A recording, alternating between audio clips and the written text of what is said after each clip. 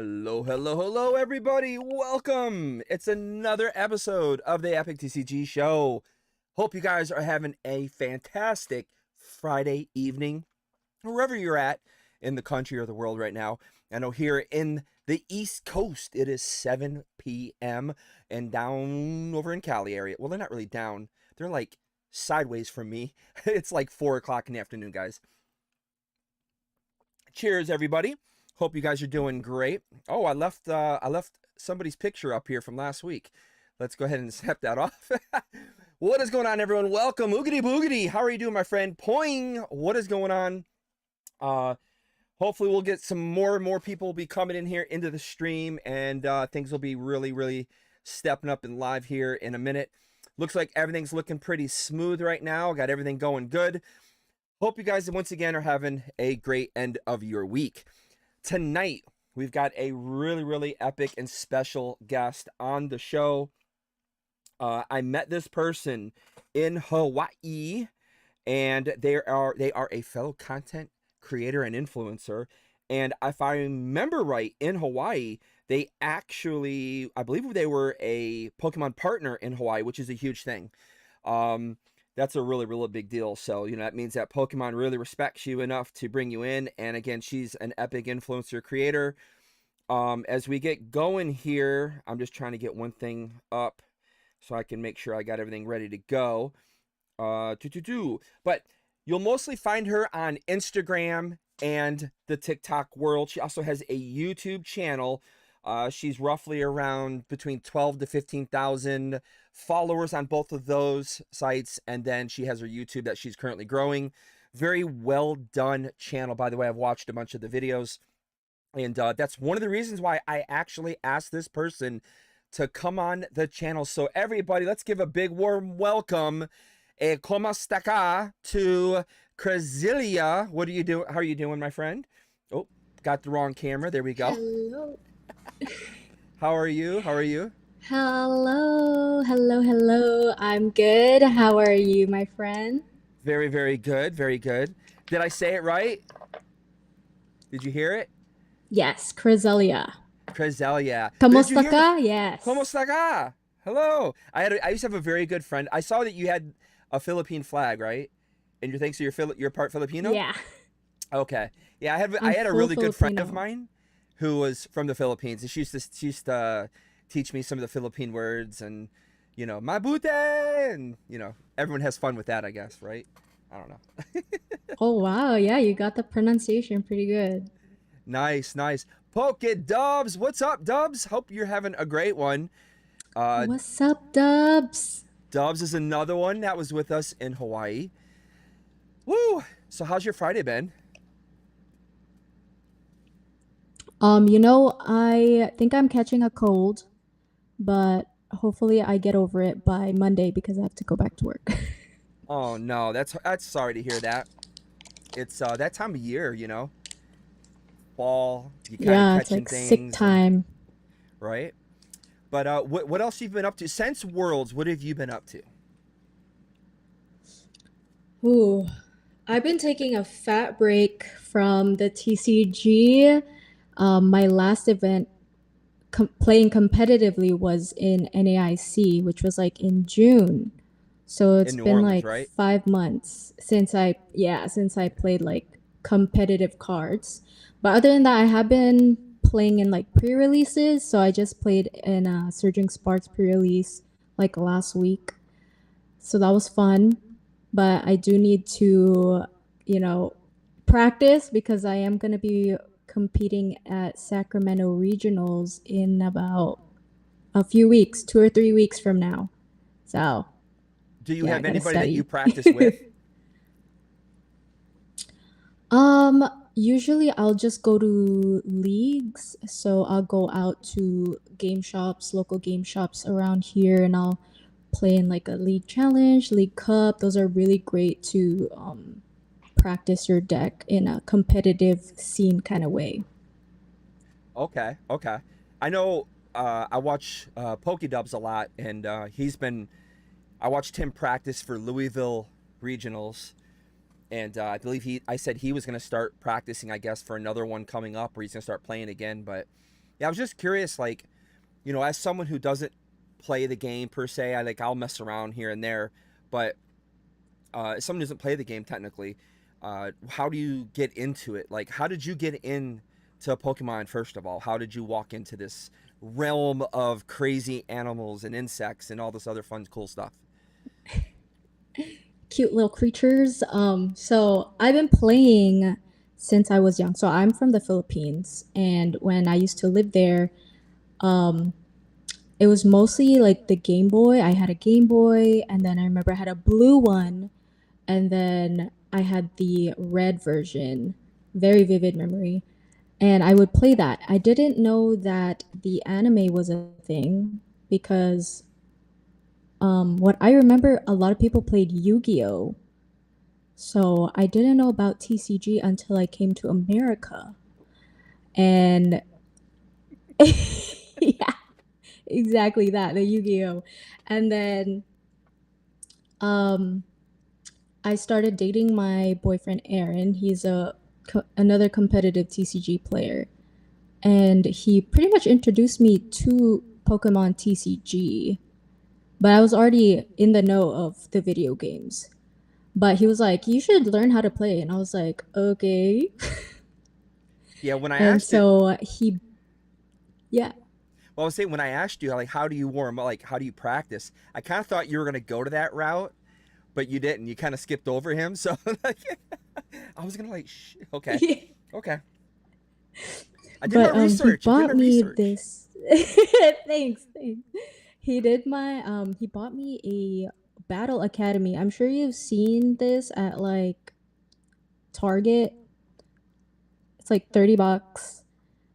But that's how I learned how to like the basics pretty much, like knowing your HP, where your attack is, how much energy you need for each Pokemon and attack. And then he took me to a pre-release, which is where I really got to do like hands-on learning, meeting with the community. And I think what's great about the Pokemon community is everybody is so nice. Like 98% of the people I've met in the Pokemon community has been so welcoming, and like they're really helpful in teaching you how to play the game, which is great and a big part of why I am still playing and learned pretty quick. But So you yeah, you obviously so find it fun. pre-releases are a really good stepping stone. Yes. And I mean, play because there's so many different games out there you can play. It's not just even just TCGs, but I mean, you're talking. You could go old school to, chess and checkers to a lot of the old school games to where now it's like our games are no longer from Milton Bradley. They're from Pokemon Company and Konami and Bandai, which is I think is pretty cool. And I think you got to be from my experience and especially from watching at so many conventions and events now. I mean, you have to be intelligent to play these games. I always find it funny when I talk to people and I tell them like, yeah, I kind of follow Pokemon and stuff, and I'm like, my reasons are different though. Mine are for the fun arts, things like that, and collecting obviously. But for you guys who play, you got to be intelligent to play. Uh, how do you memorize like a 40 to 60 card deck? How do you memorize how your deck handles against about what 4, 5, 6 other decks? How do you know what plays against what? I mean, you have to be intelligent to play this game, right? um I wouldn't I don't know. I wouldn't say I'm intelligent, but common sense is important. And reading is a skill. It's a very, very good skill that sometimes I do not have. So it's very important to read your cards because you'll miss some steps. Like I remember I was playing at a pre-release recently, and there was like a condition right after the first sentence that I didn't read. I literally just read the first sentence, didn't read the whole paragraph, and I pretty much lost the whole game because I didn't read the rest of the paragraph. Um, Oh, I'm sure that happens to a lot of people, though. Unfortunately, nerves, a bunch of reasons probably Yeah. kick in. You tend to, like, oh yeah, Yeah. missed that it could get taken out by this. Whoopsie. So But it's definitely like memorizing your deck. It's a lot of repetition. You definitely have to practice. You can't just like build a deck and take it to a competition. You're not gonna do good. You have to practice for sure and make sure you know what's in your deck. So it's a lot of memorizing. yeah, I mean, like I said, you kind of have to have an idea of like what goes up against what very well, what can be defeated. I think when we were in Hawaii, it was really interesting to learn the various platforms that this game is played on and how each one works a little differently. So, like, say, Pokemon Go worked, those guys competing against each other use different types of characters that necessarily you wouldn't use in the TCG part. And then there's the VG part, where they're using characters. It was pretty interesting to see the various differences between, the crossing platforms, but within still Pokemon. Do you play anything else other than the TCGs, or is it just TCGs that you play? You said video games, well, though, right? I Yeah, I do casual play, not so much competitive with the other ones. I definitely do play Pokemon Go a lot. So whenever I go to events, I love getting those special like at Worlds there was a special Snorkel Chew. So I love playing Pokemon Go. Um I do a little bit. I try to do video game. I have a few friends that do competitive VGC. And so I was like, maybe I should learn how, but they don't Whoops. to start VGC. So uh, maybe Sorry, my bad. I'll wait on learning how to do that. Okay, great. Yeah, it's the video game. I'm not really into video games. I collected video games a lot. Like, I have all the systems. Um, and I used to play, a bit, but I was never really hardcore because honestly, I'm kind of more like with an athlete's brain. I'm always thinking about sports and going outside and doing those type of things. So video games was never really like the my number one thing to sit down and do. I always just wanted to be outside and running around and getting hurt and all those fun things. Like, we were in Hawaii. Instead of having a good time with you all out there, I joined Ethan Dobbs, and we went and played volleyball, where myself and another creator who was playing with us, we all got hurt from diving in the sand. And it we kind of had that idea where, instead of, we could just went back and just, hey, let's play some video games, guys, or something. But video games is so much fun, though. It is. You can, when you have time and you can relax and just kind of chill. You can play video games. Like I said, you don't even really need anybody to do that. So Gary King Pokemon says hello to Crezzelia. Do you know who Gary is? It sounds familiar. Who's Gary? So Hi, Gary. Gary is known as King Pokemon. He is the man who essentially helped bring Pokemon from Asia to the United States through the QVC many years ago. Yeah, he's literally, that guy. The king. Pretty much introduced it, over to here. And then he's very well known for having the largest, I believe it's the largest collection of first edition Charizards. He's the one that sold the one Charizard to Logan Paul. Man, he's a pillar in the community. He's one of the main people for Collecticon. He's at every single event.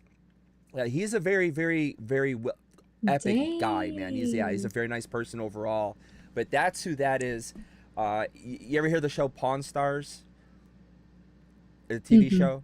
Yeah, he was the one that was on Pawn Stars selling the Charizards on the TV show. I saw that. Yeah, that's who that is right there. So he's a very, very, Nice very meet nice you. person. And it's fun to see him in here. But getting back to things, so how do you feel? Because now that we're in this new Scarlet and Violet era. And again, I know you played in New Orleans, you played in regionals, so you did you use a complete Scarlet and Violet deck when you played, or were you using a little bit of Sword and Shield? How far back does your deck go in terms of the expansion sets? Sun and Moon or X, Ooh, so Y, like how old? Because I noticed when I looked at some of your videos, um, come on, thanks, brother. I noticed in some of your videos that you had some definite X, it looked like XY maybe in there, maybe even a black and white, I'm not sure, but you had some older cards in your deck, and I was just wondering how far back do you play in your deck with cards? And what's the rule? I don't know the rules on that, so. so I was just like Googling this earlier for some reason. I was Googling sets in order and I was kind of looking at when I started playing, which was around competitively, I started around Battle Styles era, which that came out in March 19th of 2021. Yeah. My most recent deck that I played with is Gardevoir EX, a really good deck. Um, it's not as good as anymore, but it does have a mix of a few cards. So I know, let me take a look here. I think Gardevoir came out. So the Gardevoir line, so Ralts, Crezzelia, that set is in Silver Tempest, which came out in November 11, 2022. So it's definitely a mix of a lot of cards, new cards. The only rule is when you look at a card at the bottom left, there's like a letter. It's like H, E, F, G, whatever. So those letters will rotate out a set of cards. So depending on what letter it is, it'll tell you if you can still play it in the meta or not. Okay. So, yeah. So that's basically how you know. So and obviously Gardevoir as being a psychic Pokemon, what did Gardevoir work best with? Was your deck basically all psychic, or did it work best with psychic and dark? Like, how did you mix that? What made you So decide that? it's so I love psychic Pokemon. I love purple in general. So when I was picking out this deck, it was just because it was cute, to be honest, and it was really good. So really good and really cute, great combination. So Hey, that's how I picked that deck, and it works. It works. it does. It was really good for its time. Um, and it's still a little bit good now, but the original Gardevoir deck is just straight psychic. But it does have a few a few Pokemon that you don't use them to attack, but you use them as like a side character. So like Manaphy, you don't use it to attack, but you use the ability to kind of protect your bench from, bench damage. That's But yeah. Hey, like I said, sometimes it's the weirdest things that uh that do that, like you just pick a deck because of certain reasons. It's not uncommon. I think I've heard this, like I said, I've heard it before where people pick certain decks for certain reasons, and it definitely happens for sure. But what would be your new deck now that you want to work on and you would want to bring in to the next tournament that you get in? What kind of deck would you be looking at? Ooh, so that's actually a great question because I'm gonna need to answer this in like very soon since I will be playing at Sacramento in like 3 weeks.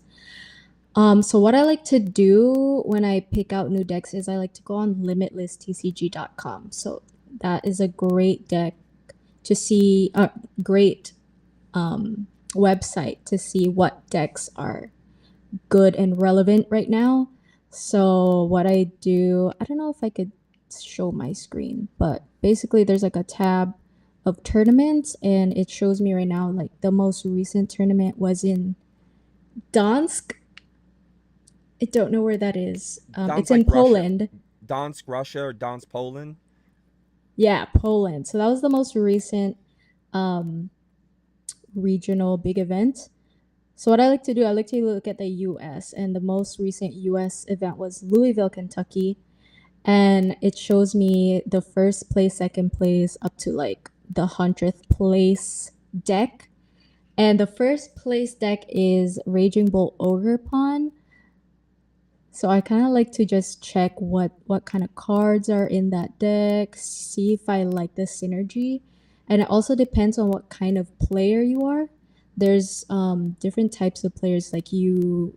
I'm personally an aggressive player, so I like decks that hit hard and hit fast. And some people like stalling, which is like you literally just don't do anything, you just stall the whole time, which is annoying, but some people love that. And there's other people who like to mill, which is like you like to deck your opponent out, which is really fun and annoying as well. But definitely, yeah, that's how I pick my deck. But I would personally pick Raging Bolt. There's a lot of different types of Pokemon in there. There's Ogre Pawn, Squawkabilly, Radiant Greninja. So those are some pretty good cards, and a lot of different attackers as well. So at Worlds, what was it? It was Iron Treads, and what was the other one that was kind of the main, seemed to be the main staple of decks? It was Iron Treads and something else. I can't remember now. Wasn't it? Pretty sure it was. I'm totally forgetting now. How would those have changed up from then till now? you know, now that I'm looking at kind of this list, there hasn't been much of a change, to be honest. A lot of the decks stayed the same, maybe like one or two cards change, few cards change, but it's pretty much the same, which I'm kind of surprised. Yeah. Yeah, Great Tusk. Iron Someone said Thorns. Great Tusk. Yeah, Valdo, what's going on? Blank Object, welcome guys, welcome.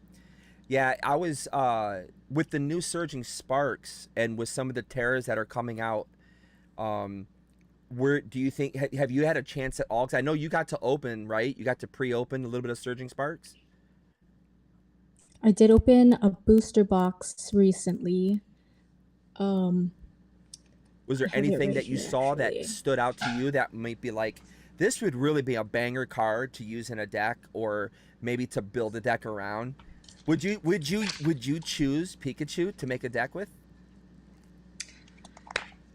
You know, Pikachu is a pretty good card. So I have it right here.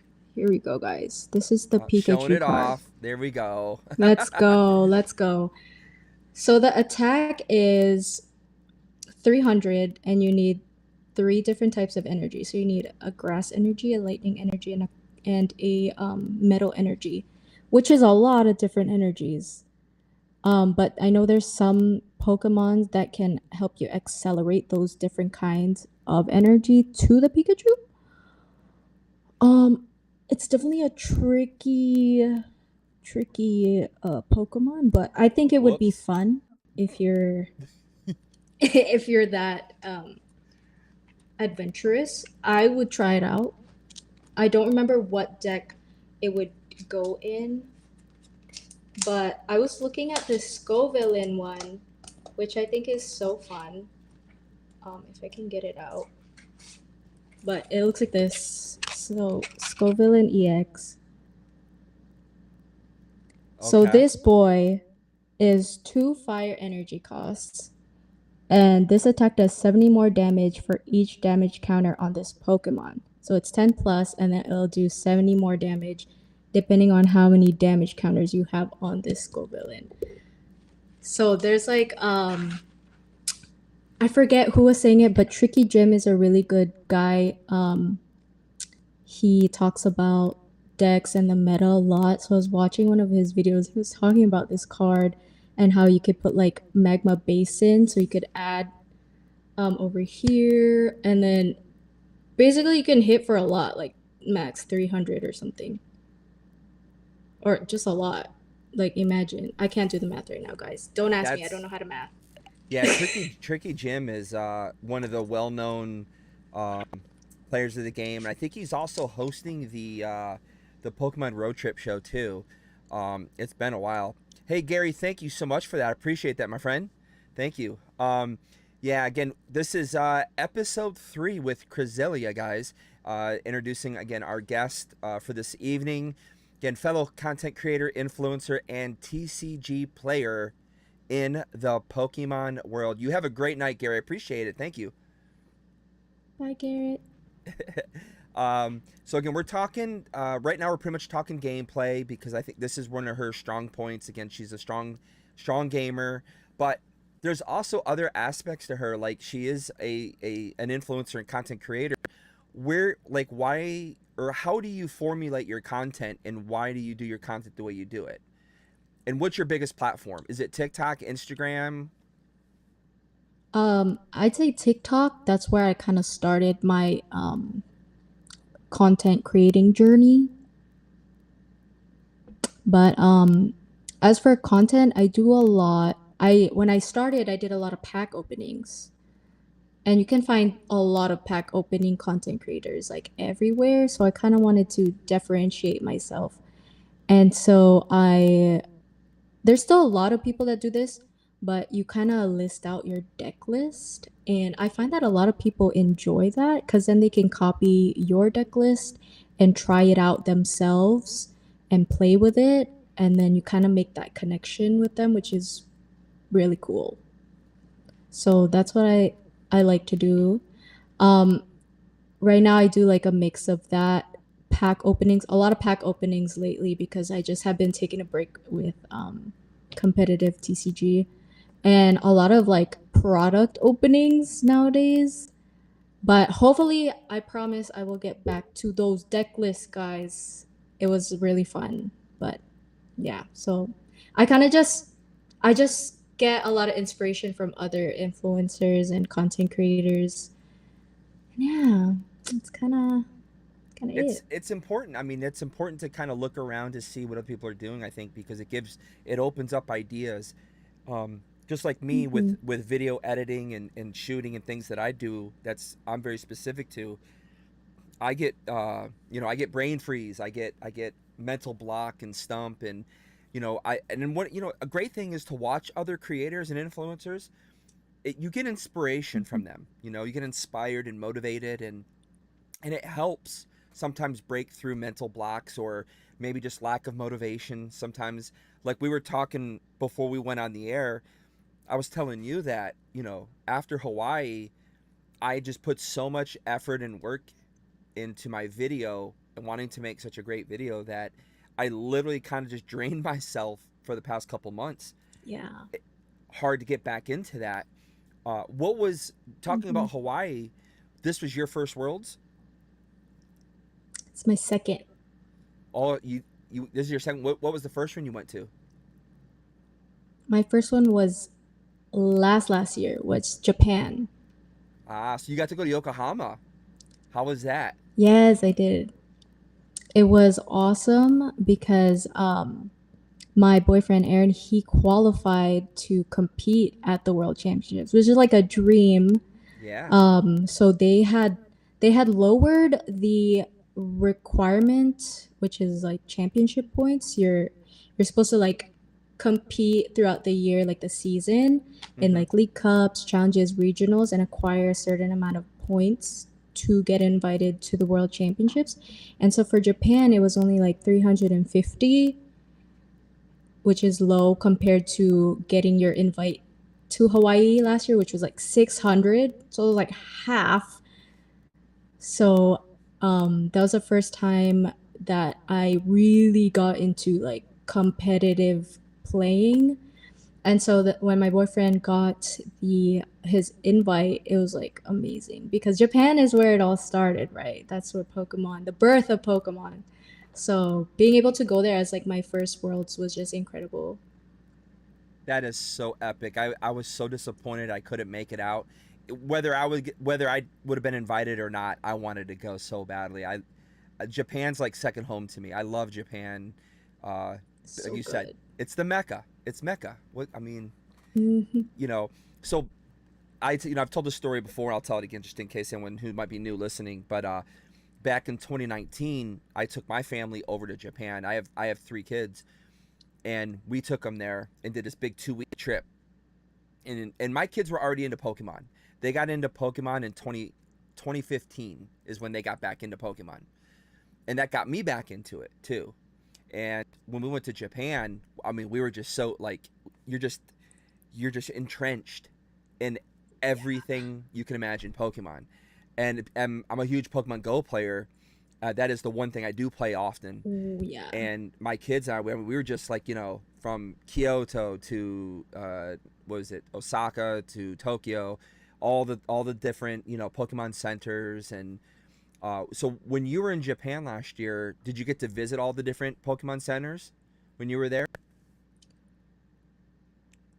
I so I actually have been to Japan. Same thing. I was there in 2019, and that was like the first time I've ever been there. I went to all of the Pokemon centers, but last year in Japan, I wasn't really able to. I went to like the main ones like Tokyo, Kyoto, um, and that was about Yokohama? it because mainly stayed in Yokohama. Yeah, Yokohama and Tokyo. But I mean, even just getting to visit like one is like a dream. It was amazing. Yeah, it's they're amazing. An amazing place to go to. I definitely recommend anybody who loves Pokemon, is into collecting, playing the game, video games. You got to go. I mean, it's just it has changed though. I was there this last January. My middle son, we took a day trip to Japan, and so we literally were supposed to only go for a day, but we went over during the earthquake that happened there on January 1st. Oh my gosh. We landed, and 3 hours after we landed was the airplane crash that happened, that shut down everything. Yeah, it was 3 hours after we Oh my landed. gosh. We got stuck in Japan for a week because we couldn't get out because all the planes, they couldn't use the particular runway that the heavier planes, international flights, take off on, and so they had to reduce their weights, which meant they reduced people. So we were stuck Mm-hmm. in Japan for a week and stuff, but man, I'll tell you, man, we had like just the greatest time. But the one thing I noticed Yeah. was when we were there, because we went to the grand opening of the Shibuya Center Pokemon. Um, Oh yeah. yeah, we went to that grand opening back in 2019, and the stores, like they'd had walls of Pokemon packs. You could just of every set, and you had Mm-hmm. a lot of sets. When we were back there this past year, they had no Pokemon cards at all at any store we ever went to, and they only had a little bit, and you had to ask at the checkout register. You were only allowed to buy like 10 packs at a time, or one booster box of the regular set. That was it. But it was completely changed, and that's because the U.S. market, really took over Japanese Pokemon cards, and it really has made things difficult for them over there because when our market was really tough to get English cards, people went to the Japanese route and started getting all the Japanese. And then people realized Mm-hmm. that Japanese cards are like way better than the English cards to a big degree, like quality Yeah. wise. And they kind of just, there's like a certain pop. Do you collect Japanese cards as well, or do Mm-hmm. you only do English cards? I only do English cards, but recently I've been buying packs here and there, and I can definitely agree with the quality. Like, if you compare like an English like SIR to a Japanese SIR, man, the the texture and the quality is just like two different categories, like Right? not even in the same category. When Yeah. you get it in your hands, you can tell. There's just a difference there. It's so weird. It's kind of upsetting. Like I wish we would adopt that more here, but I guess maybe the printing facility is very different. I guess I don't know. I'm just taking a guess at it, but Yeah, I don't know, but we need to be in the same thing cuz I just want to buy one thing. I can't be buying two things. Pokemon is making me I broke. know how you feel. I believe me. It gets expensive.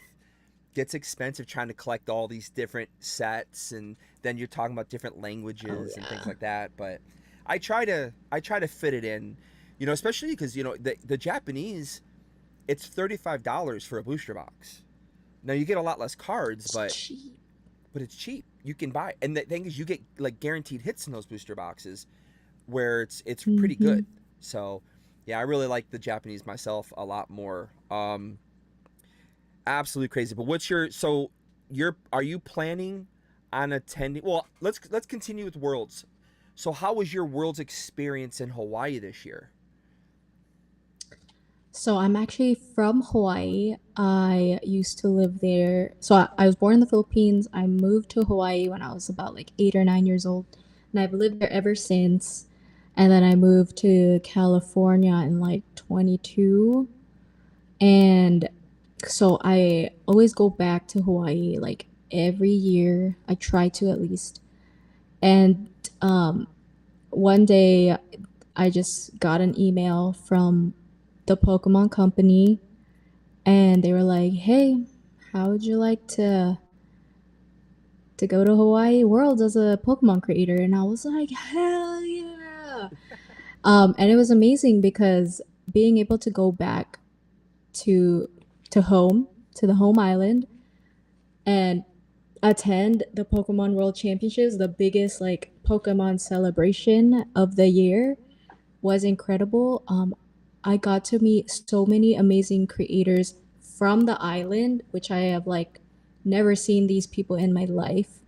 But I got to meet them, and then I got to meet everybody from like around the world, including you and like a whole bunch of other people from just like everywhere. It was crazy. It was like a whole different experience, like from Japan. I heard that from Yeah, other people too. They said it was a very different experience yeah. from Japan, which is that's a great thing. I mean, not everyone's going to always be the same, but it's great that I know I felt walking in there. One, I felt uh, very little. I don't know how to say that, but like you're like amongst a lot of really big creators that have huge followings, and uh, I mean, I'm not a starstruck person. I look at everyone the same. I don't ever look at anybody like they're more than other. Like do it for this show, for instance. I didn't go. I'm only gonna look at the biggest name. No, I look for Hmm. people that I find interesting. I think have something unique and different. That's who I want to have on the show. So it doesn't matter to me what size they are. But when when we were there, I definitely was a little like intimidated to a degree. Like, wow, cause I know who these people are because, like I said, I not only do I make content, but I watch other people too because it's entertainment at the end of the day. So it's pretty fun, you know.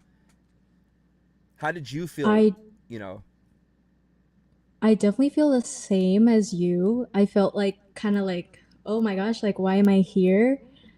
Surrounded by all these like big, amazing creators, like big and small. Um, Especially since I was invited as like a Pokemon partner, which was like a huge deal. Um, I feel like I definitely was comparing myself to a lot of these creators, especially like the big ones, like just to name a few, like Super Duper Danny, who else? Like just a whole bunch, like Breaking a whole bunch Nate of them. and yeah, Yeah, Breaking Nate, Philly Beats You, Billy like Beats. yeah, there's so many of them. Like when I would Was hang out with Creamy? them to do like I think I don't think Al Creamy was there, but she was a content creator that was, invited to come too. But like these big big like YouTuber, like all platforms, I definitely was comparing myself to them like, "Oh my God, like how am I in here right now with these people?" But what I learned is they're very down to earth, um very very kind people. They definitely, when I would hang out with them, they didn't make me feel like I was like any different from them, which was super nice. And I think like the whole content creator group, like as a whole, not just the partners, kind of make me feel comfortable because even though some of them weren't partners, like a lot of them are still like really big content creators, which can feel like you kind of feel like awkward because you're like, oh, I have like 12K, but you have like 305 million, you know? But just everyone as a whole, I think everybody was really sweet, very nice, and just down to earth. So that kind of made me feel a lot better about being there and feeling like I belong. So that was nice. Yeah, Pokey Dubs, he said the same thing. He felt like he felt small in terms of, you know, being a creator and stuff, but like you said, they were very welcoming. Um, yeah, it was like you said, the first interaction that we had really was when we got to walk in for the welcoming ceremony, and you Hmm. know, you're standing there and you're just with all the, you know, all these people around you, and you're like, wow, okay, okay, it's really happening now. It's time. And I look at it like it was a time to rise up and really show that like I'm you know I'm a good content creator and I'm here to have fun. And you know, I felt like that's kind of like how I took it, but it was still at the same time, like I said, intimidating. I actually remember when I first met you, and it wasn't actually at the welcoming center. We were, it was afterwards. We were going to the Pokemon Center. It was our day to. It was that time frame we got to go early, and you and your friends were Ah, in front of me, and I'm like carrying all this camera gear. I had a camera here and there, and you're like, you guys were looking at me all crazy, and I was like filming myself. I was like, ah, and it was. I remember that was the first time I saw you and your friends that were there as well. Um, and it was said it was just I just thought that everybody else was there was 1,000 times bigger than me, so I just took it all in as much as I could and tried to make the best of it. So I think it said it was really cool that a lot of them were very welcoming and had a great time. I think that was hmm. important to for all of us, because you know basically we were all representatives of the Pokemon Company while we were Yeah. there, and that's kind of how I had it in my brain, was to make sure I don't do anything stupid, don't say anything bad, just you know be me, but be well, you know, and be as welcoming as I can be, and that's kind of how I took it. Sneaker Talk Yeah. said, "Hey y'all, watching while I edit, man. Hey. Enjoy the world's story time sessions." Oh yeah, Hi, that's how I. Christian. That's how I normally like when I'm watching. It's normally because I'm sitting on the computer editing, and then I'll just get tired, and I'll like, let me see who's on right now. I'll watch him. Um, Pokey Dubs is someone I've been really watching a lot lately. That dude streams. I don't even know when He's Pokey Dubs killing has a live. it. So I've invited Pokey Dubs on. I had to kind of press him a little. I had to press him. He is so busy that I don't know how he has time, because he has. I think he has a family too, but like Yeah. he's so busy and he streams all night long all the time. Because I'm a night person. I'm like I usually go to bed till like 3 4 in the morning. So I'm sitting here trying to edit or film something, and then I get all stuck in my head, and I'm just like, okay, let's see who's on. And he always pops up now, like he's either playing the game or something. Which brings me to my next point. He's been playing a lot of. Have you been playing a lot of the new Pokemon Pocket? Oh, yes. Ever since it dropped, I have been waking up. I'm like, oh my God, can I open my free packs yet? But I actually went to the premiere of Pokemon TCG Pocket here in LA, and I got to test it out. For some reason, I don't know why, but I didn't like it initially. I kind of was like, oh, like I just have to open all these packs, like open packs. Since I already know how to play TCG, I'm like, oh, these battles are just, like so easy. Like, what am I learning from this? But now that it like when it dropped and I downloaded it on my personal phone, for some reason it's just so much more exciting now. I don't know if it's because I can relate to other people now as prior to like when I could just like do it by myself. It wasn't as fun. But now that everybody else is kind of like enjoying it, I'm like, yeah, this is fun. I don't know, maybe I'm just like biased or something. I mean, for me, when we first saw it at Hawaii, because that's where it was first introduced, right? Um, Mhm. I was thinking like, okay, is this basically Pokemon Go, but just the card version of the game? Which more or less it kind of is. It kind Uh, of is, yeah, similar. but the big question is, it's like I love owning the cards. I love all the aspects of taking your card, putting it in a binder, or whatever the case, however you handle your cards, right? and having that physical copy of the card. So for me, it was just kind of a struggle to. Once again, it comes down to like a financial situation where it's like you have to make a decision. Do you want to spend your money now buying the actual packs, or do you want to spend your money buying the virtual packs and things like that? Now, yes, you get to open your free couple packs every 24 hours or whatever the case is, but like I've been getting bit by the bug to want to open more than 2, and so I've just been like, Yeah, wait, me too. just hold on, can't really do it yet. Probably have to wait till after Christmas. But have you basically stuck to just opening the 2? And now, what do you think of the Pokemon Pocket game now that you've had some time to actually, say go to the special ceremony opening they had and play it a little bit?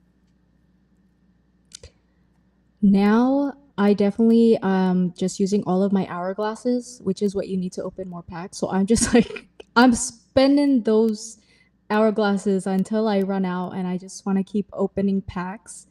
And I think I'm like you. I appreciate art, so the way the digital art is so different to like So good. physical cards. Like you cannot replicate that with like regular cards. So I think that's what makes it different from the physical card aspect.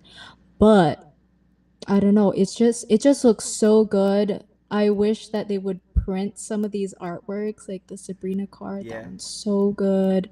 The Gyarados, oh my gosh, so good. Yeah. But yeah, I don't know. I just now that you remind me, I should open one. Did you open your packs for the day? I have one that I can open now. I opened one earlier when I was testing. So seeing Pokédubs stream his, I was trying to figure out like how can I connect my phone to my computer. I use Mac, and Me so too. I was like, I wonder how can I do this, and I figured it out today. All I had to do was use a USB-C cable to the phone, and then I added it in OBS. That's it. So like if we go Oh, over that's here easy. to, let me see if I can do it now. But like I'm looking at your account right now, and you're already a level 17, and I think I'm like a lonely like level 4. I've been doing the minimal.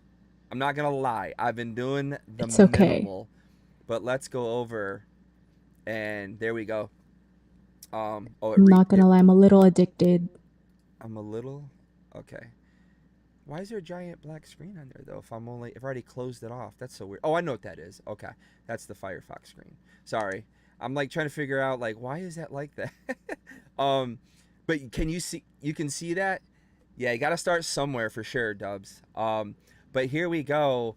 Like I said, this is Crezzelia's account right here, level 17, and then I think I'm at a lowly. 17. Is Dubs on here? I don't know if I have Dubs yet. I haven't really sent out too many requests, and I've had I've accepted a few, but I got Glaxion on here. I got a few people from Worlds, Pokelids from Japan, but my account I don't think I'm very good at all right now. If I can find it here, I'm at level 4. I just Oh, that's very humble number. Very humble number. I'm usually like Pokemon Go. My phone has Go open pretty much 24/7. So it's like I keep forgetting. Like I must have went at least a week since this came out without doing anything. But here, let's go ahead and see what if I can. I get to open one pack. Let's do it live since we're here. So you can open a booster pack. All right. Nah, I've been sticking to the Charizard. I have not had it very. Me But too. did you know that there's supposedly a trick to this too? Yeah, the little bent thing, it Yeah, the works. The crimped past two packs. times I've done it. It Yeah. Not me. Goose eggs, Not man. you? Goose eggs. Goose eggs. Look, Oh, so you can see if you guys can see on the screen. See how that's nice and flat at the top. But if you keep going over to the next pack. Oh no no no no! I don't want to rip you. Did I? Do I not have a choice to back out now?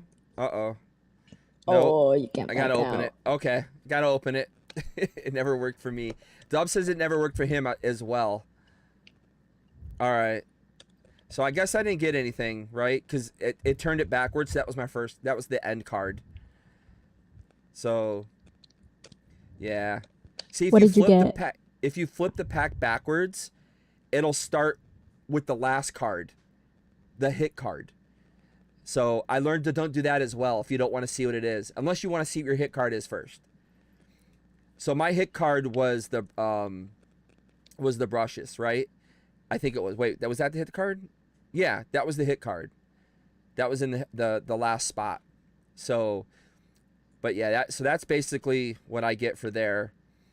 And then I think I'm at 83 cards now. Oh yeah, I I just got a hit little something. 1,000. There we go. Like I said, I barely play. I just try to open a couple times a day now at least, just to ensure that I'm playing.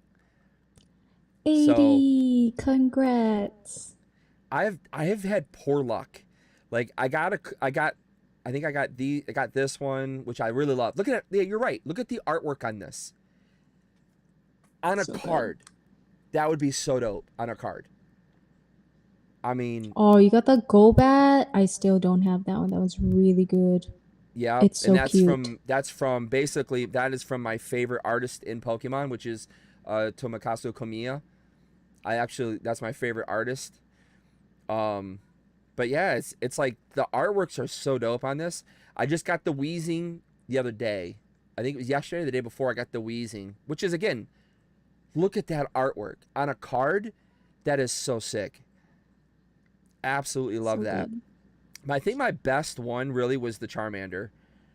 That's my best one so far. But yeah, I am definitely um I'm definitely like on the point of okay, maybe I'll buy a package so I could get some cuz it like yeah, like open 10 packs or open a pack just because I'm getting to the point where like I want to open more than two cuz every time I open I feel like I don't get anything. And then I'm like, okay, well maybe if I just buy some, I'll get the hit. I don't know. Have you also been doing the what is it called? The Dream Pick? I forget what it's called. Wonder Yes, Pick. Wonder Pick. I have one. I think I have it available. The Wonder Pick. Uh, where's it at? Right here. Yeah. So I do have what it looks like. So let's go. All right, let's see what happens here. Or no, do I not have one? I don't know. See, Oh, I'm you're not. good. Yeah, you Okay, got there we money. go. Let's see.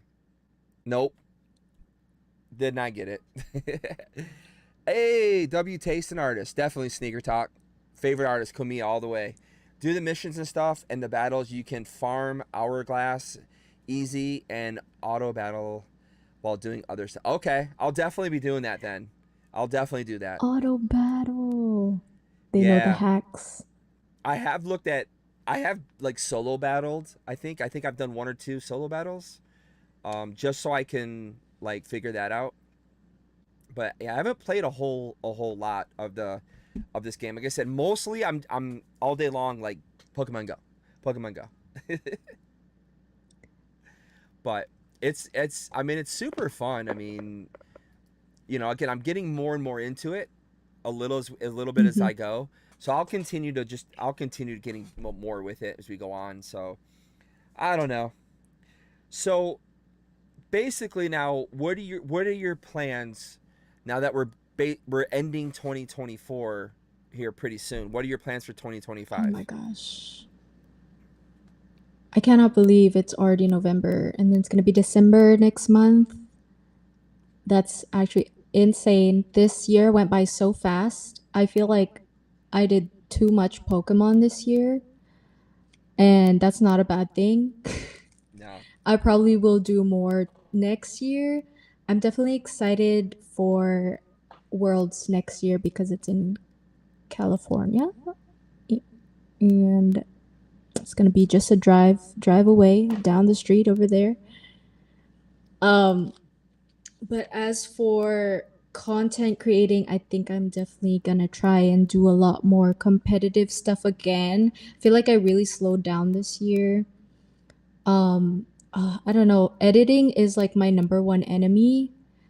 I feel like I need Yeah. an editor, but I also don't want an editor. I probably Do you know about like those AI editors Yeah. where you just like upload it and then it like auto cuts for you or whatever? Have you tried that before? I'll use once in a blue moon for a short. I'll use CapCut, but I don't ever like CapCut is good. any of the cuts it gives me. I'm real Mm, particular about what I do, so it's like it just I won't like the cuts, and so I'll go through them all, which almost takes almost by the time I'm done going through them all, I feel like I could have just went and did myself and just did a couple things, but because I do all my own editing, I do all everything's in Final Cut Pro, and so I try to do my edits. I can't. It takes a long time to make the. I call it ADHD editing. It's when it's just like super fast cuts, boom, boom, boom, boom, boom, boom, boom, boom, and it's hard to do that as if you're doing it manually. But like if you use the AI, yeah, the AIs will do it for you. They'll make it happen real quick. And the problem is like I won't like the way they cut the particular scene or something, or you have to go in and make changes to it. And sometimes it's not as easy to make those changes, and it'll get thrown off from the music that it's auto using. So it just depends. I yeah. know there's a few out there, but I particularly don't like to use the AI stuff. Just once in a blue moon, I'll throw it in there just to kind of get an idea of see what it does. But most of my editing is all just me manually doing keyframing and a bunch of stuff like that. The stuff that no one wants to do. So, So the thing with me is like I have this bad habit. I'll video like everything I'm doing and then I'll forget to edit it, and then by the time I remember it, it's like there's no point in posting it anymore because it's been so long ago already. I know exactly what you're And talking about. Exactly. Like right yeah, now, I mean, I got about 8 things behind me to film that literally should all be done and edited and be ready to go. I've got two 16 terabyte hard drives. Two. oh my And gosh. I have so much that I have filmed that now it's too late to really kind of post that stuff to where it's relevant. So what I'll do is maybe later on I'll post some of it as like this is just an old thing. Check it out. You sometimes you have to wait for the interest to die back down because people eventually like don't care. So that's the problem I have with content creating. That was something I was going to talk to you about. How do you feel like when news drops or something big or you're covering something and there's like a billion people doing it? Like does it kind of like do you get demotivated by that and be like, why am I going to post it? It's already been posted by 50 billion people. Um, I get that feeling, and so I'll just like, all right, I'm done. Yeah, I definitely get that feeling. The most recent one was when TCG Pocket came out. I had mentioned I went to the premiere event for it, and so that was kind of an opportunity for all the creators to, make content and kind of promote Pokemon TCG Pocket. And so I was kind of editing mine, and then I'm a slow editor. I take my time, and by the time I want to post it, like 500 million people already posted theirs, and so what I'll do, very toxic of me to do, I'll watch it and then I'll be like, oh man, that's really good. And then I kind of get, yeah, what you said, I get like, I'm like, oh man, so many people already have seen the same video over and over again. I don't want to post mine.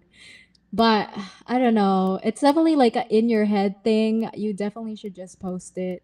But yeah, definitely what you said, I feel like. I get like, what do you call it? I'm just like, whatever. And then I never post it. My phone is loaded with stuff from World still that Me you know too. because if you think about it, there was what I think there was like 20 partners, and then um like I don't know 40, 50 of us secondary partners. Well, we weren't called a partner. we were called. I forgot what we were called now. I can't remember, but we were. Notable trainers. What was it? Notable Yeah, trainers. notable trainers.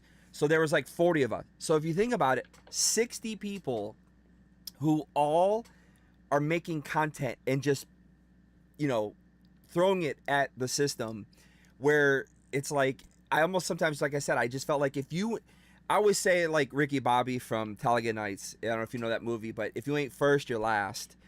And I Yeah. have that mentality in my head because it's somewhat true. Like if you don't get something really quickly done, then you fall behind. And when you Hmm. know, like I said, so it's kind of important as a content creator influencer to be in that way. You got to be like first or you're last on it.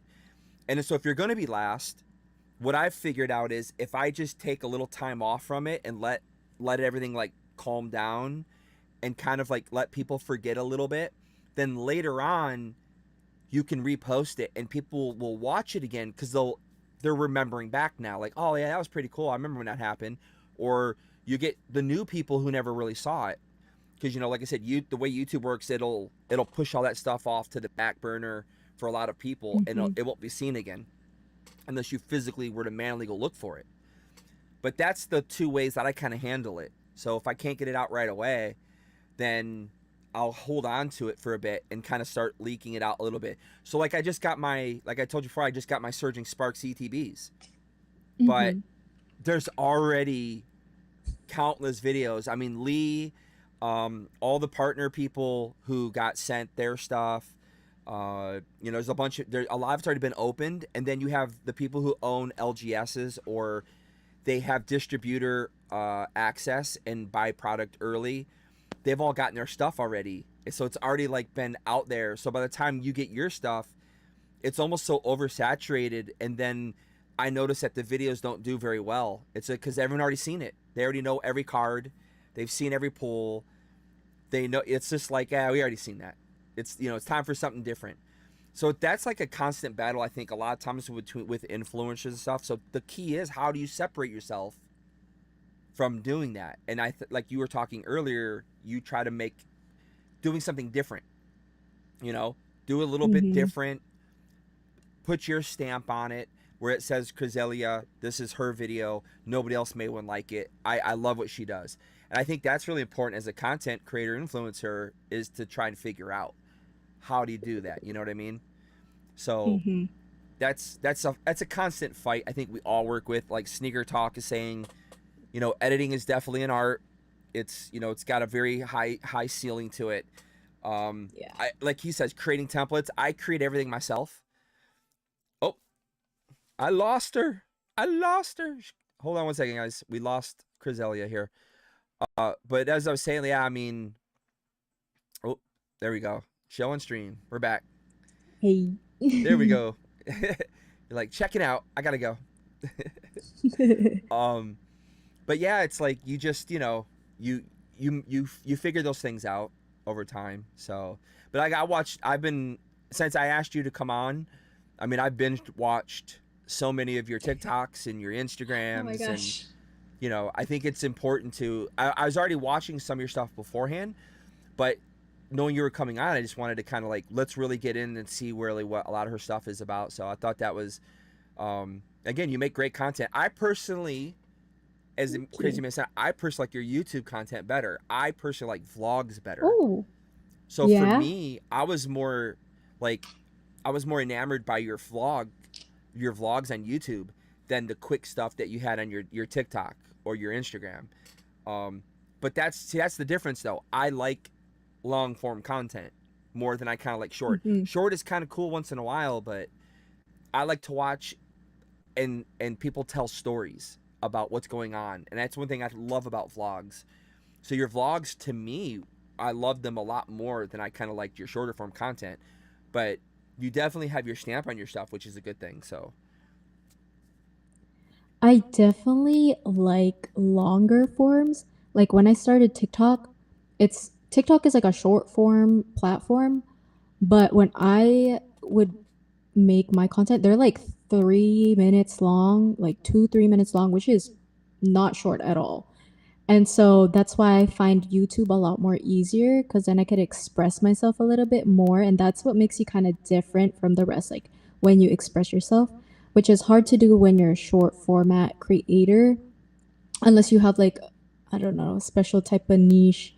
But I see a lot of like Instagram, like I just joined Instagram pretty recently, and I'm still kind of figuring out the algorithm of Instagram, like reels and stuff, but there's so many like there's a lot of Pokemon content creators on there and they're all pretty similar, so I feel like it's kind of hard to differentiate yourself there.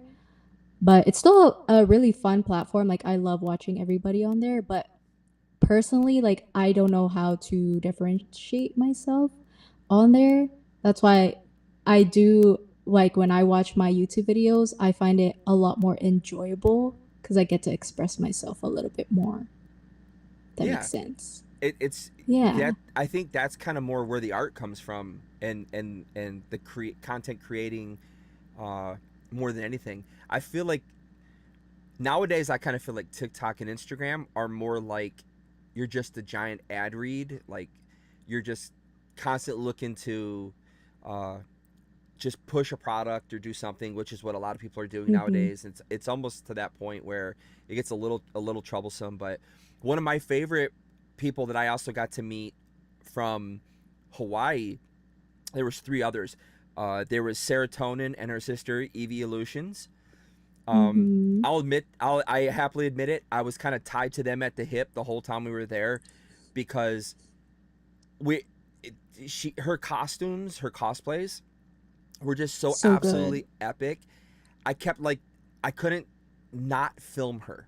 I filmed, I have so much film of her and her sister from all the different cosplays they wore, because we're like doing all kinds of like slow motion things like that, and they were really Mm-hmm. really fun, creators. And then Dora the Oh, I love Explorer. them. Dora was another great one, and a local Hawaiian too. Again, a local Hawaiian creator.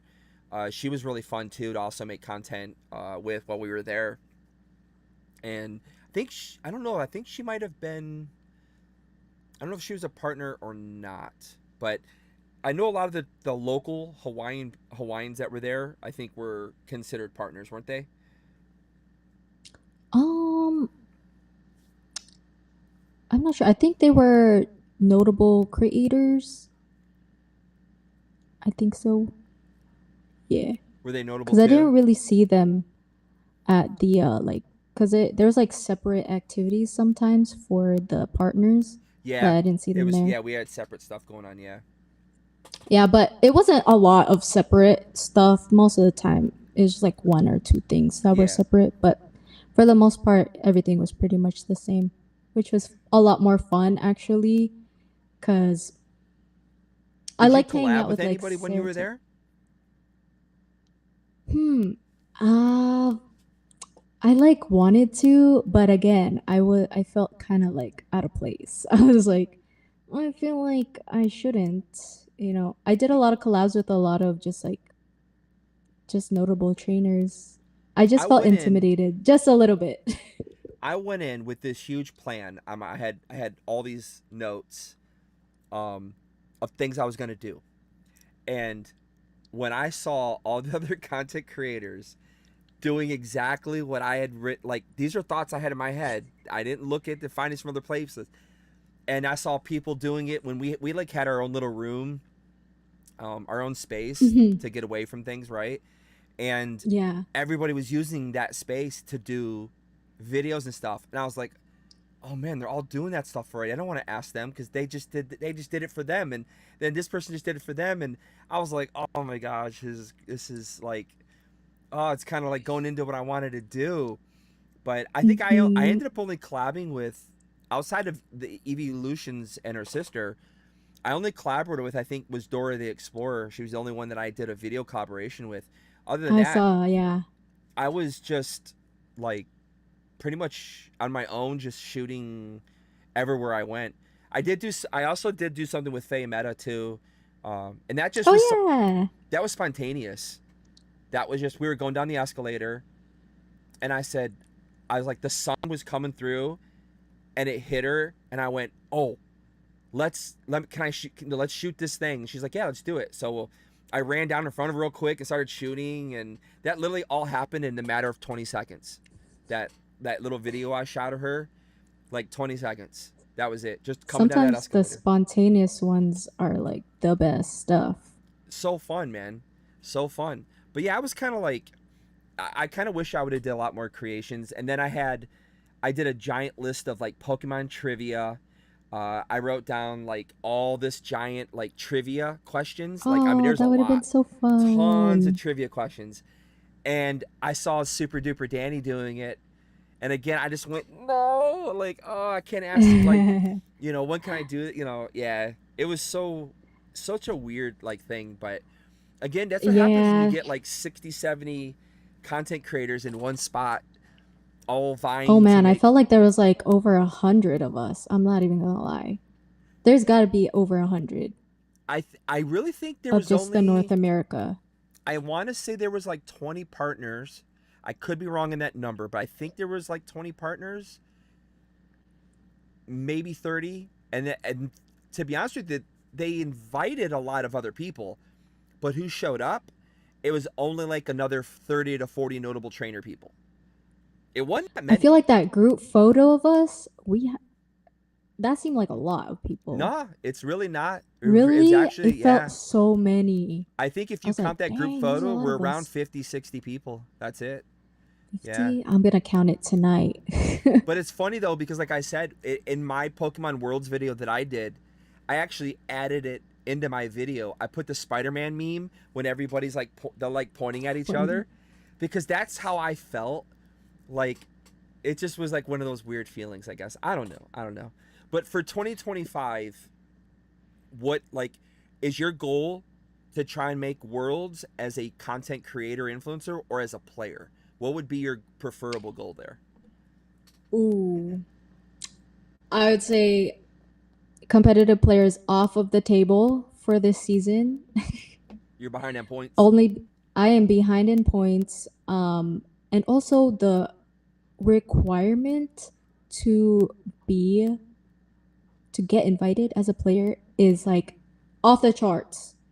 Last year for Hawaii it was 600 points, which was, it was doable if you go to every single event. This season you had to be, I believe it's top 125 of your country. Oh wow! So they So you changed have it. to be top 125 in North America.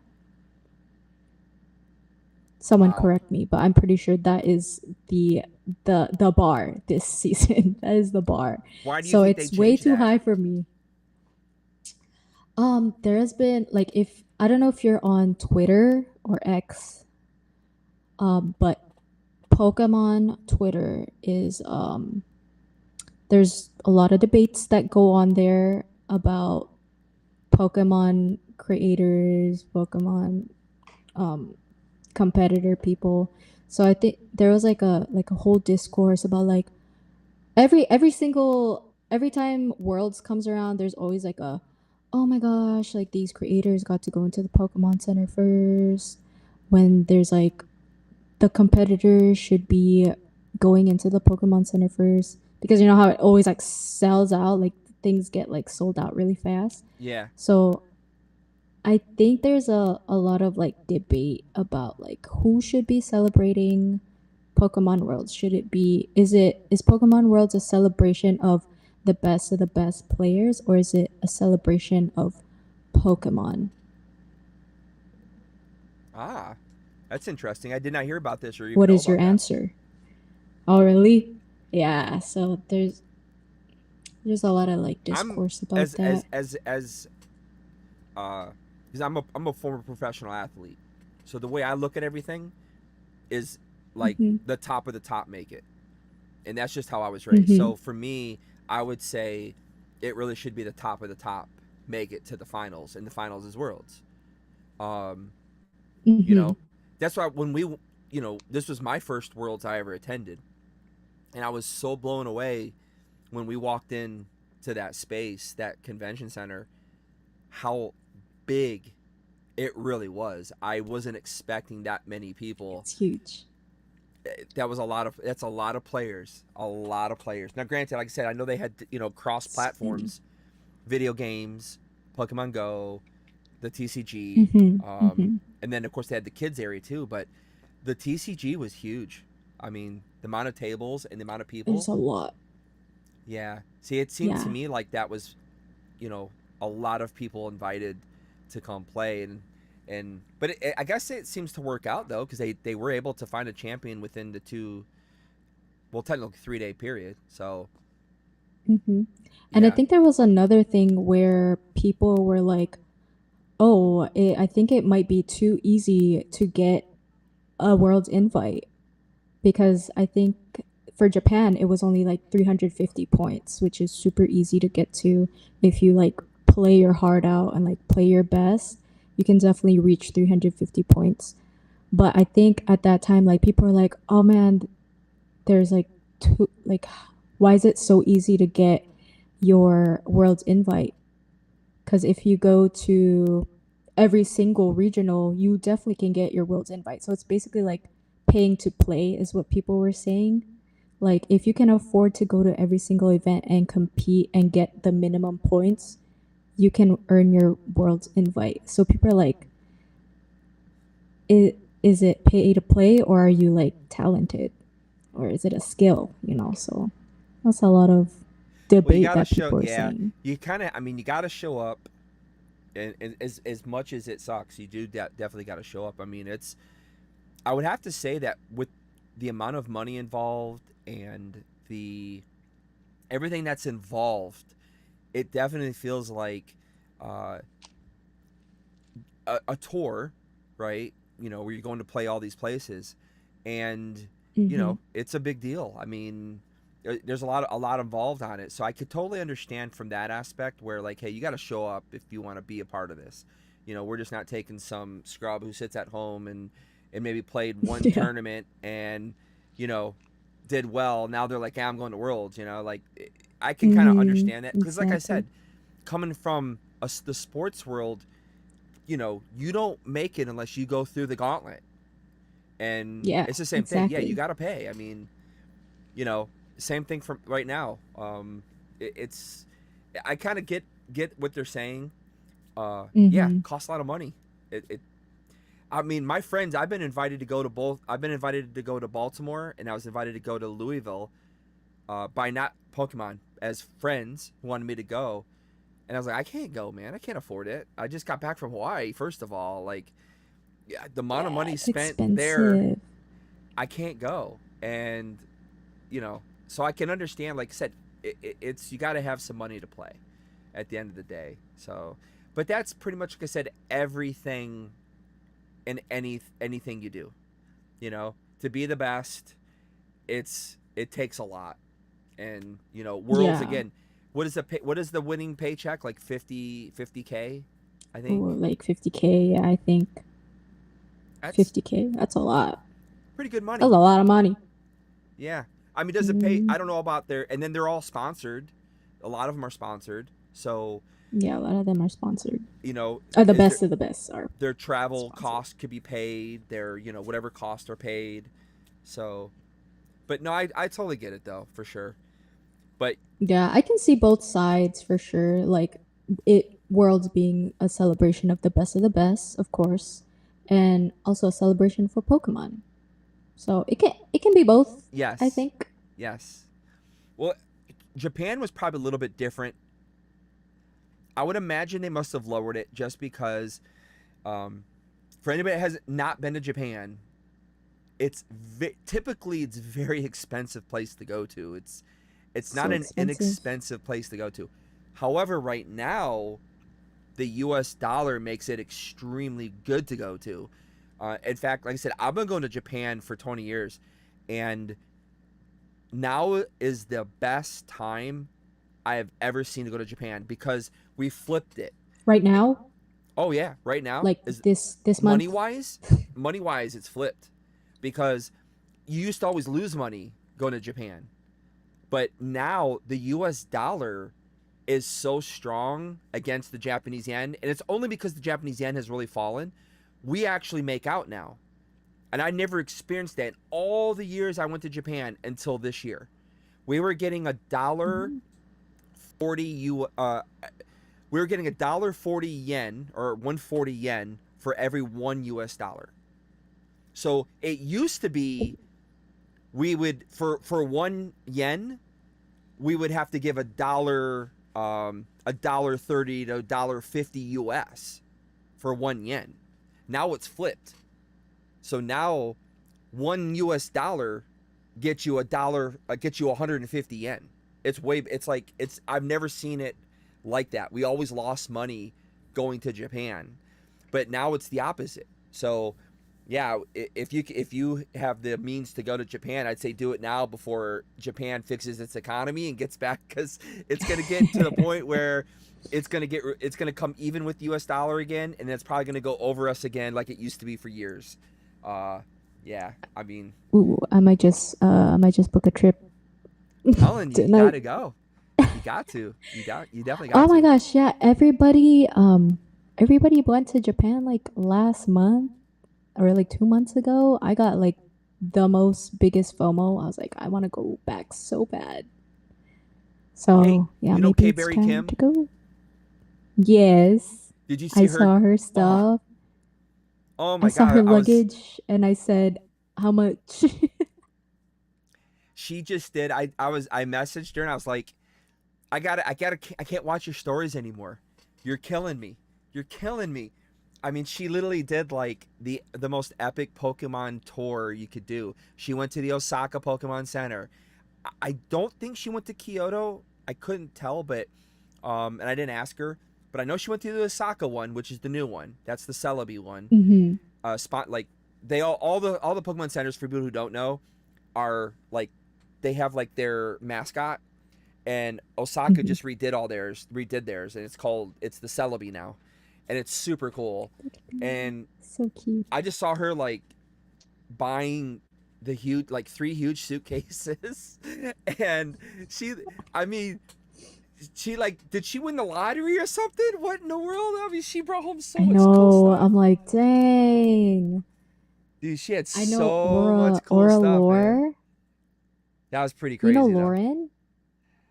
Huh? Do you know Aura Lore 67? No, I do not know that person. Ah, well, she's mainly like a plushie connoisseur. And so when I was watching her stories, man, this girl bought so many plushies, and she bought what are those vacuum sealed bags, and just vacuum sealed all the plushies. And I Oh was yeah. like, man, I got to do that. That's such a good tip. Well, that's what Kay Berry Kim did too. She did Oh, the she did same that thing. too? Yeah, she did the exact same thing. Vacuum sealed bags is the I didn't know you tip. could do that with the plushies. Yeah, I didn't know you could do I that. know you could do it with Squishmallows, That's but genius. yeah, that was pretty. I was having that. Now that you brought that up, I was at Target yesterday, and they had the Gengar, the giant one, the giant Oh, Gengar the Squishmallow. squishmallow. Yeah, and then they had the Pokemon Center one, and they're each $50. Yeah, Oh, they're fifty yeah. dollars each for the big ones. They're 50, and then they had a light up Snorlax that lights up, and I was like, oh, I'm grabbing that, and so I Oh, I started saw to your story. Yeah. yeah I started to grab it, and then I saw this, and I was like, Oh I my gotta get it. gosh. Does that one So light up too? yes, yes, this lights up too. Dang. Yep. So Oh my I couldn't gosh. pass That's it up, insane. man. I tried. I had to like I wanted, but I really wanted the Snorlax. But the Snorlax was really small, and Oh, I was like, yeah. it's only battery operated, so you can't plug it in. You have to use batteries. And I have a bunch of Yeah, stuff in that's my lame. backdrop that lights up, and it's all batteries. But thing is, like when I go live right now, so we've been live for over an hour now, for an hour and 20 minutes, and those batteries would already be dying. and I'd have to. So every single time I go live, and I have to put all the lights on. I still haven't switched, by the way. I still have my background. I haven't switched Halloween yet, just because I haven't had time. So all my stuff is still It like fits. Halloween-esque. It's okay. Here, I don't know if you see. It's all still Halloween. I'll take it down here shortly at some point. But yeah, it's like I have several things in there that light up, but you have to have batteries. And because like I said, the batteries don't last long. And so They don't. you know, I was like $50 for the light up Snorlax, which is really small, or this thing, which is huge. I mean, the thing is big. Huge. And I was like, that's I don't so know why they cool. don't make the Snorlax big. I know. Oh, GameStop. So GameStop has one too, a little bigger, and it has Pikachu sitting on the belly. It's the same sitting. thing. Oh, wait, I saw that. It lights up. Yes. So No, I might. why would you tell me that? I know. Snorlax is my second favorite Pokemon of all time. Gyarados. Who's the first? It's Charizard. Charizard's my favorite. Classic. I'll admit sometimes I flip-flop between Snorlax and Charizard, but Charizard really is my favorite. That's what I just, I'm a dragon guy. So anything that's dragon, I like to have.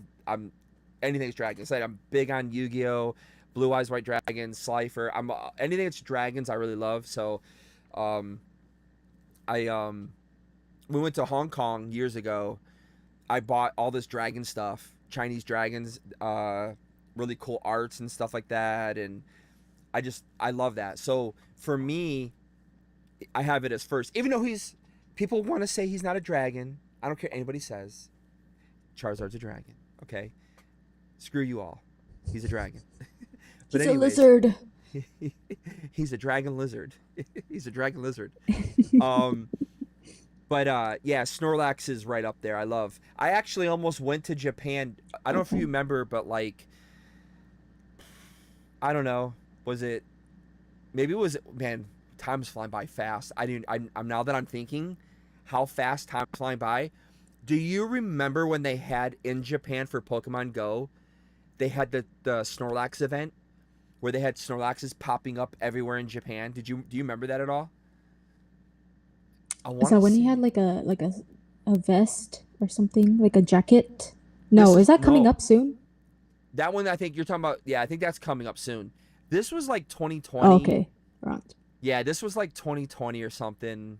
I can't exactly remember, but they had a Snorlax event in Japan where they were not celebrating, excuse me. They were honoring the anniversary of the tsunami that had happened back in 2011. And so they had basically in that area north of Tokyo where the tsunami happened in Japan, they held an event to help with tourism there. And it was a Snorlax event. And so there are just Snorlaxes like everywhere you went. And here in the States, if you weren't like at Santa Monica Pier or in New York City, you don't see Snorlax or Dragonites. You don't see those very often. I live in Atlanta, Georgia. Now I came out of New York, but now I live in Atlanta. There's only one spot. Like I know where the spots are now over the years that they've gone on, but you just don't see those here very often. So when they did that Snorlax event, I just got super pumped, and I was like, "How can I get to Japan?" Like I literally was gonna go over just to go play Pokemon Go, just to catch play Pokemon Snorlax. Go. Yeah, I didn't do it though. I mean, I would too. I don't remember that. It was only in Japan. Yeah, it was to celebrate the region. They were trying to help with tourism, to bring back tourism to the area where the Fukushima. It was Fukushima, which is where the power plant, what's it called? Oh my gosh, my brain just fried just now trying to think of it. But it's where the nuclear power plant had melted down, and the whole region was. Oh my gosh. That happened in 2011 from the tsunami. Well, that region for years after was suffering because of the meltdown that happened. It affected that whole area, And so in order to help bring back tourism, Pokemon Go had an event, a Snorlax event. And like I said, there were just, I saw people who had raid maps of Japan, and you just saw hundreds and hundreds of Snorlaxes just everywhere. And I was like, oh my God, I got it. Because like I said, that's like Dang. one of my favorite, that's my second favorite Pokemon. I never passed up a Snorlax. Never passed up a Snorlax. Me too. Never. Love So, that boy. He's but right there. yeah, that's, I thought that was pretty interesting. But other than that, let's see, what else did I have on my little list here to talk about? I think that was pretty much it. I really wanted to get into your gameplay, since that seemed to be like what I kind of took from what you really loved, you enjoy doing. Yeah, we pretty much, Yeah, I definitely love playing. I definitely get burnt out though. Like, there was a time, I think the beginning of this year, from January till whenever Worlds was, or June when NEIC was, I was at a Pokemon League Cup League Challenge every week.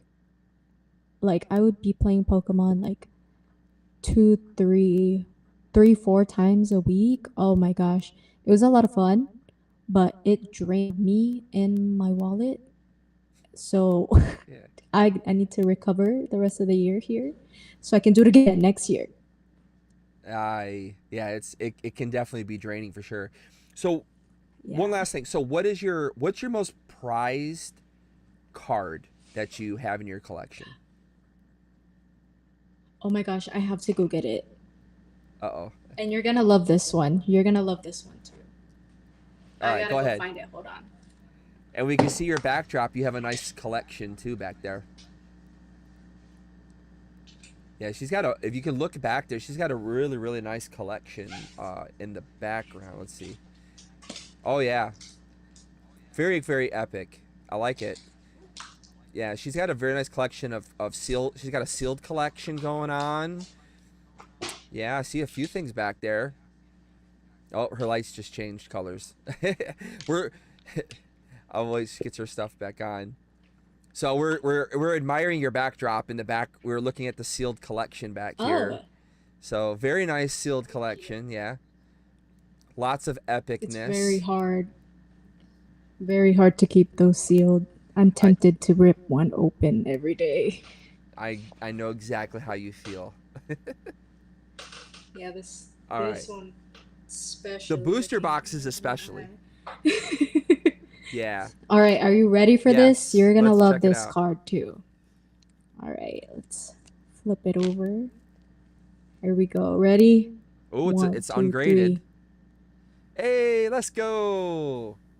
I My like it. little golden boy. Yup.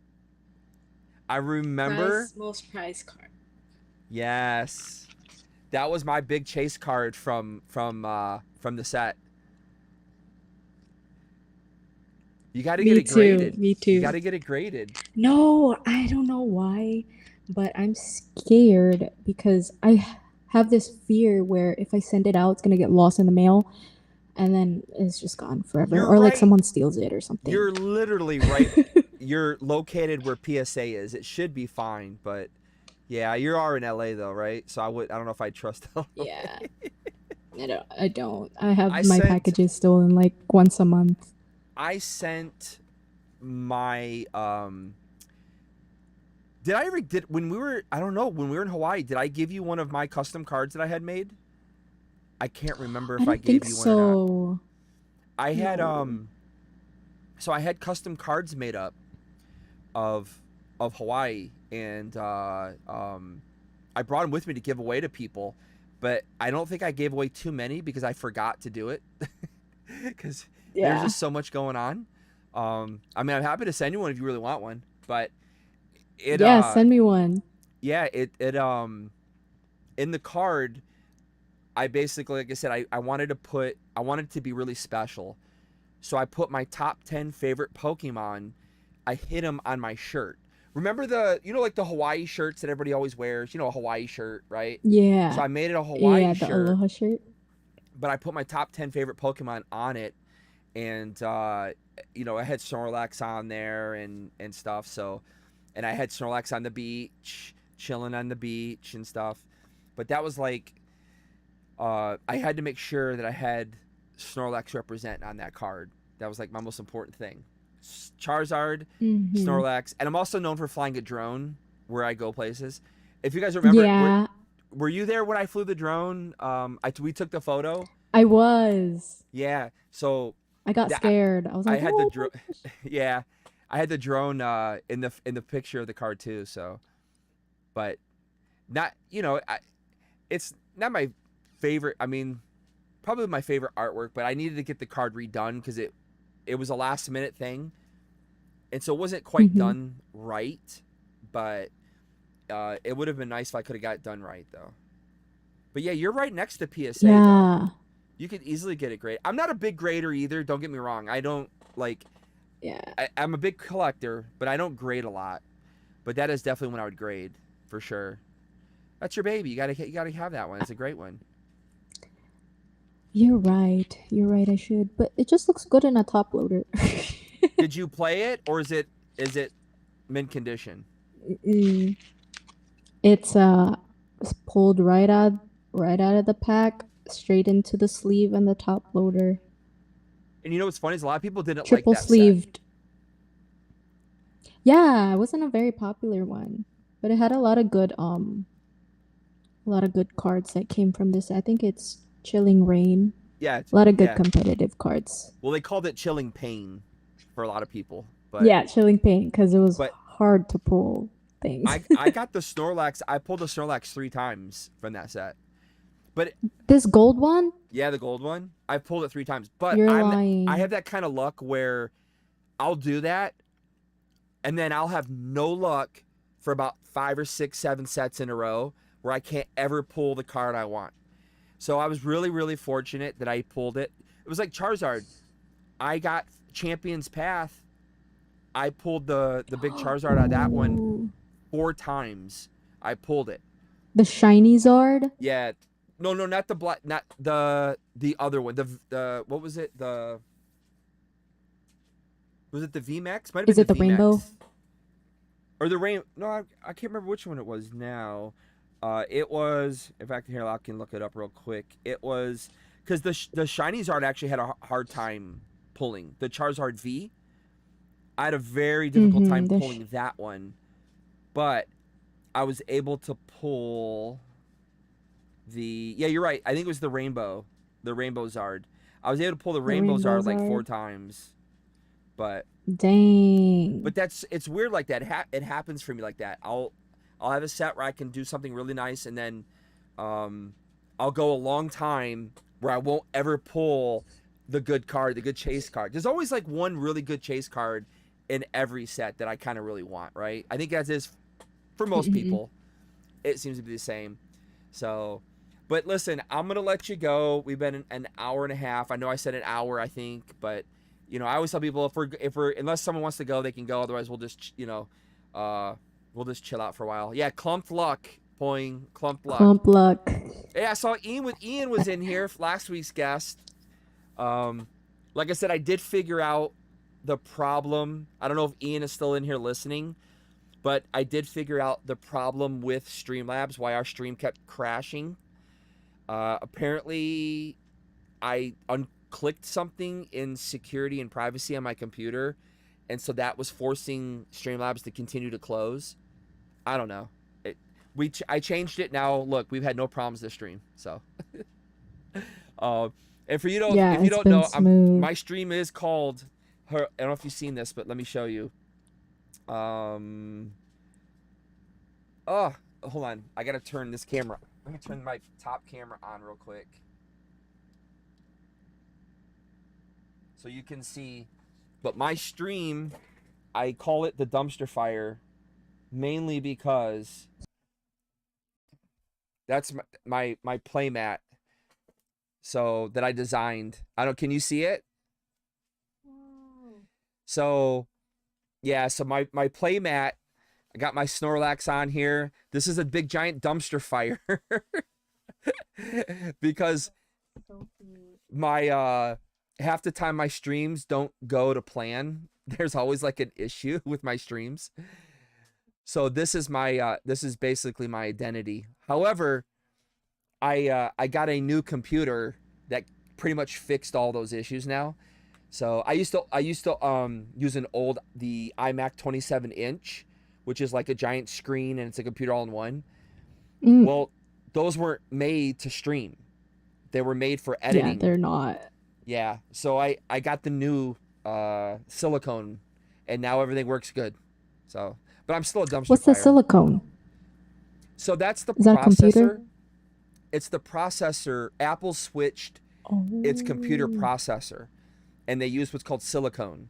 And the silicone has completely changed how everything is done now. So they can handle all of this streaming stuff that we're doing right now.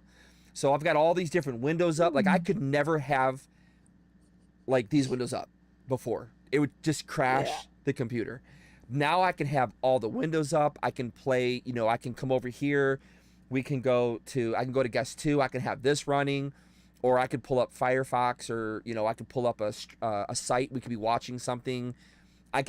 You could have actually logged in on another device, Wow. and we could have streamed you like doing an opening or something. We could have done that. I could have Discord open. Yeah, you can just do you can do multiple That's things now neat. because it's a very powerful computer. But yeah, I tell people when you're streaming, it's a whole different ball game now. You gotta have. You talk about Yeah, money, about going to like regionals and qualifying. Just to be a content creator, if you want to stream, you got to put money into your system, or it just won't work right. So facts. sorry, long story short, or story long, story long. But again, thank you so much. I greatly Uh, appreciate you taking the time to come on. yes. Thank you for Again, having me. This has been fun yapping. I love yeah, yapping. that's all it is. We're just yapping. It's just having fun talking about what we enjoy, the same passion, the hobby, the various different ways you can collect, enjoy the hobby. It all comes down to one fun thing though, and that is we all enjoy this world of Pokemon that was created many moons ago. You Many know, moons ago. many moons ago. But thank you Yeah. so much once again for coming on episode 3 with Yes. Crezzelia. Thank you so much. I don't think I Thank have you for having me. I don't have a here we'll give you a goat. I don't have a A goat. clapping sound. um yeah, I sometimes get really into my my I'll get into all my little sound effects and all that. But thanks again. I appreciate it so much, Crezzelia. You have a wonderful night. I look forward to hopefully seeing you again at a future event. Um, Yes. Hopefully but soon. I know, right? But good luck to you on the circuit for whatever you decide to play. And we'll continue to watch out. I'll have your links down below. You can check out Crezzelia. Make sure you're following her. TikTok, Instagram. Definitely hit up that YouTube. She's going to get it rolling now. She's going to become a full-time vlogger. So let's get it going. I hope soon, very soon. All right. Well, have a great night. Take care. And we'll You see too. you Thanks in the next one. everybody All right. for Bye. watching. Bye. All right. Hope you guys enjoyed that episode with Crezzelia, episode 3 of the Epic TCG show, everybody. Again, I want to say a huge thank you to her for coming on and just chilling for basically we're going on an hour and 50 minutes now. So again, I think it was really fun to pick her brain about the TCG world, and it's fun to get different perspectives about the card game. But other than that, I mean, we had a great time. I hope you guys enjoyed having her on. Our next guest will be next Friday, and it will be another epic creator who goes by the name of can't talk, guys. Ali Catastrophe. She is an epic influencer content creator, another Canadian that we will have here on the channel. So Again, another really big content creator in the Instagram world. I think also TikTok as well. And she also has a YouTube channel too. But she is an insane collector. That's, I think, once you see her collection, it is unbelievable, guys. But again, that's going to do it from us here at EpicTube HD, everybody. Again, thank you so much for tuning in to another show, another Epic TCG Hour, guys. Peace out. Till the next one, guys. See ya. Have a good night.